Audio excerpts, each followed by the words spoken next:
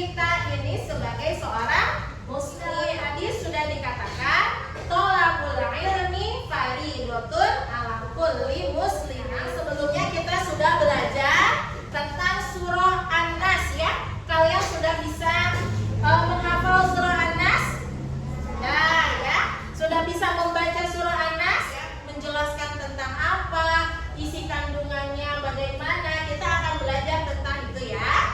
Nah, sebelum kita belajar, kita ice breaking dulu. Tepuk semangat. Semangat. Jempol.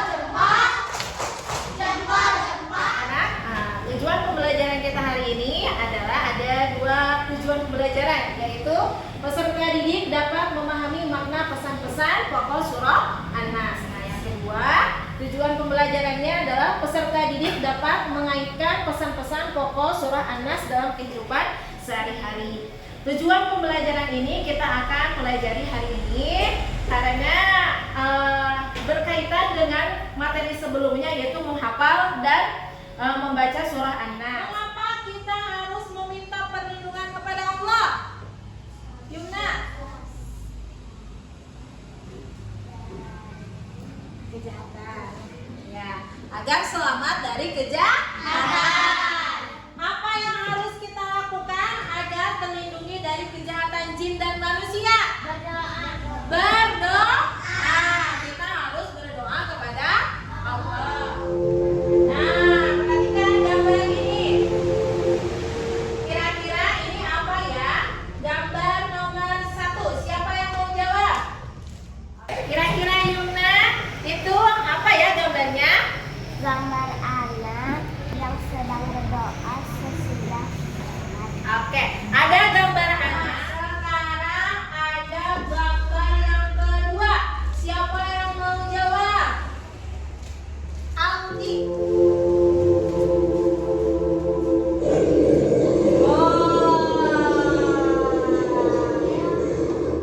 Siapa yang mau jawab gambar nomor 3? Rosita.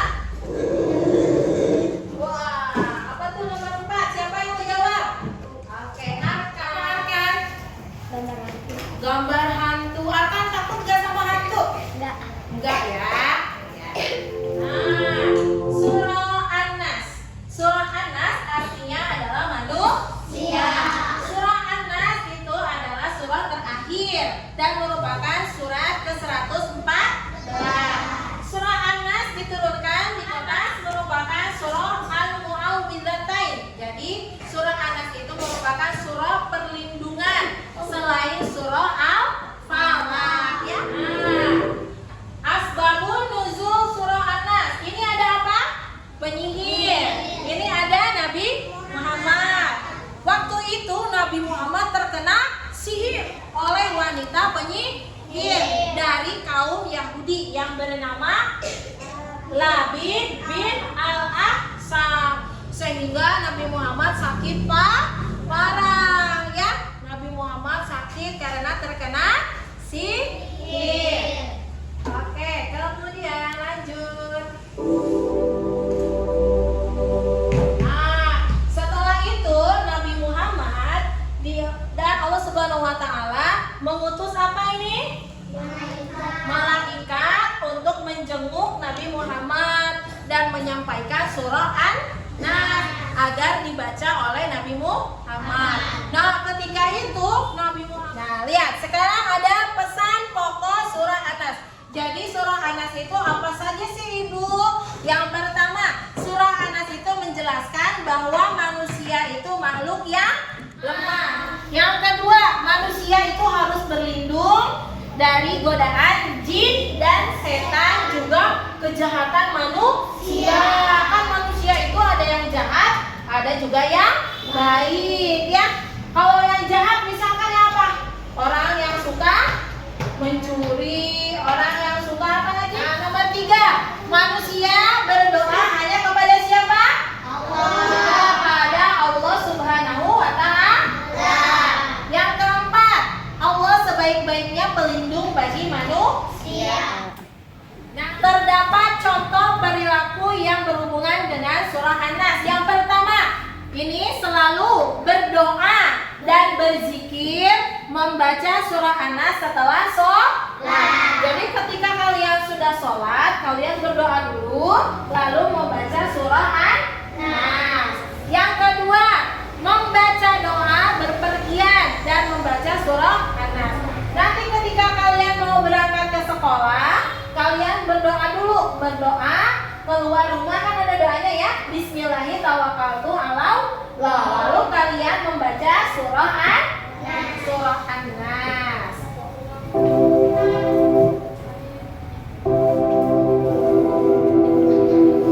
Nah, yang ketiga, berdoa sebelum tidur. Coba baca doa sebelum tidur.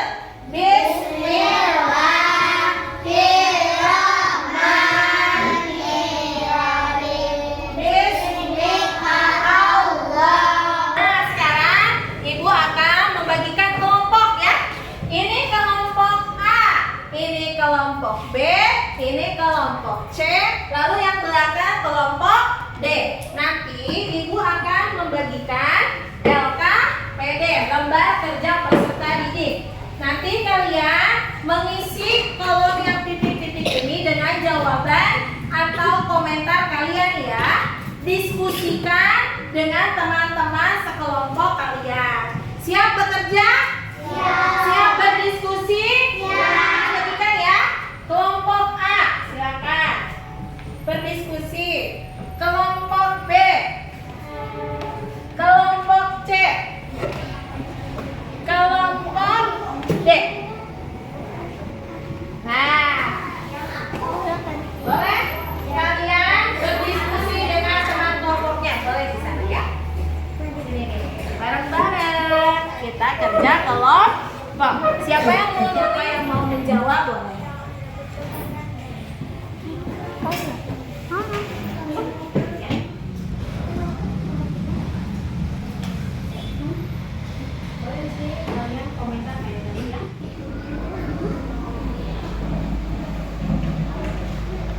Nah, kalau yang ini akibatnya. Nah, akibat ketika kita berdoa sesudah sholat apa? Mendapat pahala. Nah, mendapat pahala. Itu jawabannya ya. Nah, tadi kita sudah berdiskusi kelompok ya. Nah, coba siapa yang mau mempresentasikan kelompoknya? Akan maju ke depan.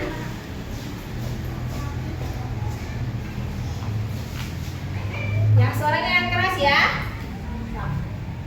Komentarnya, anak perempuan dan anak laki-laki sedang berdoa setelah melaksanakan sholat. Seorang muslim diajarkan untuk berdoa setelah sholat. Nah, oke, itu yang komentar pertama ya. Sekarang komentar kedua. Ada anak perempuan sedang berdoa di atas sepeda sebelum berangkat ke sekolah. Nah, akibatnya apa? Mendapat perlindungan dari Allah, dijauhkan dari bahaya selama sampai tujuan. Oke, tepuk tangan semuanya. Nah, itu ya presentasi dari kelompok D ya. Silakan duduk. Nah, mari kita sekarang menyelaraskan jawaban dan komentar. Coba ibu pengen lihat LKPD-nya ya. Nah, coba yang pertama itu ada gambar apa? Ada gambar anak sedang berdoa ya. Kalau kita berdoa, kita akan mendapatkan keselamatan ya. Juga dapat pahala. Dari siapa pahalanya? Dari Allah Subhanahu wa Ta'ala ya. Terus yang kedua, ada anak sedang berdoa di atas sepeda mau berangkat ke sekolah ya. Itu kita harus berdoa sebelum kita pergi ke sekolah. Agar apa? Agar sampai tujuan ke sekolah dengan selamat ya. Nah, oke. Pelajaran kita sampai di sini. Kalian sudah bagus mengerjakan soal atau mengerjakan suatu masalah LKPD yang ibu berikan kepada kalian. Nah, coba ibu akan mengulang, merefleksi pembelajaran yang sekarang ya. Nah, coba tadi surah An-Nas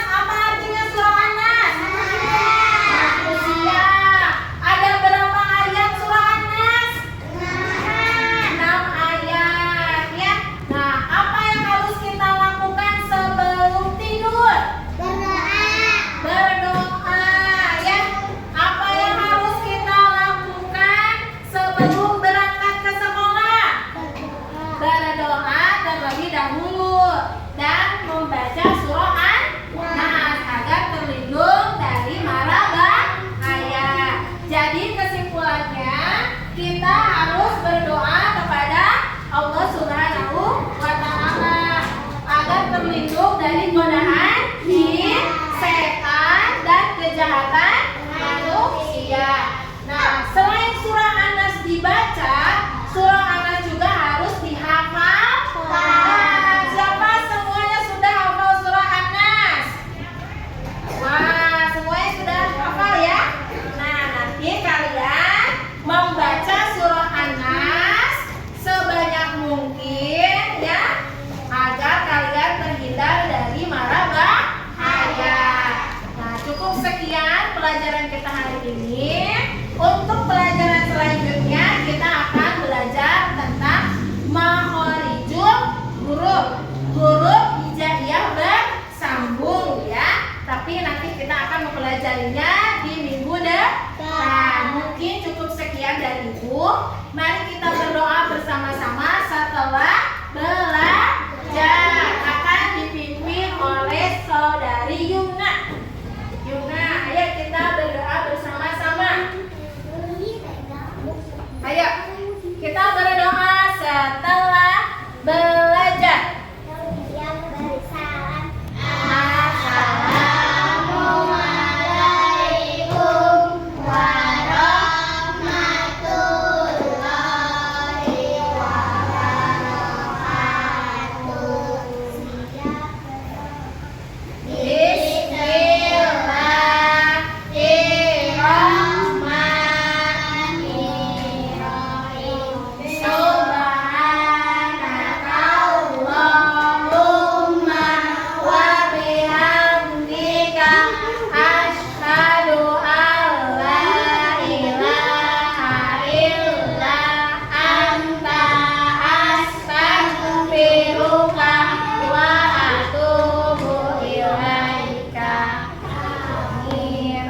Terima kasih semuanya.